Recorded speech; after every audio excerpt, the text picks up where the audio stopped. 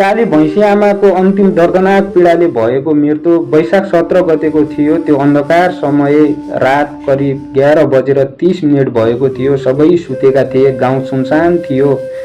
तर मायाविकको गोठमा एकाएक आगोको रौद रूप प्रकट भयो।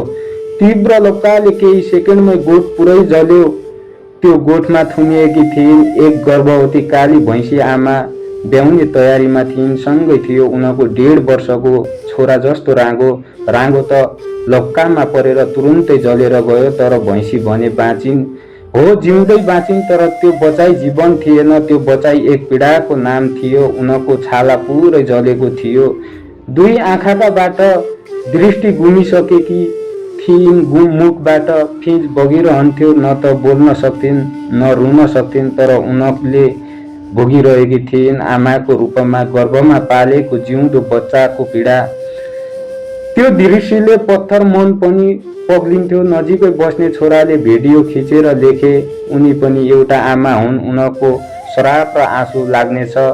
त्यो एउटै वाक्यले हजारौंको मन रुवायो। सामाजिक सञ्जाल सहानुभूतिको समुद्र बन्यो। तर अनन्त चिकित्सकको सल्लाहमा उनलाई युथोनाइज गरियो ताकि उनले अब पीडा नभोगुन्। यो केवल एउटा जनावरको कथा होइन, यो आमा बन्ने एक जीवनको अन्तिम आर्तदान हो। हाम्रो चेतनाको परीक्षा हो कि हामी अझै पनि प्राणीहरूलाई केवल पशु ठानेर लापरवाही गर्ने हो कि अब जाग्ने हो। आज त्यो गोठ खाली छ, तर त्यो रातको चिच्याहाट, त्यो आमाको मौन वेदना अझै गुन्जिरहेकै छ।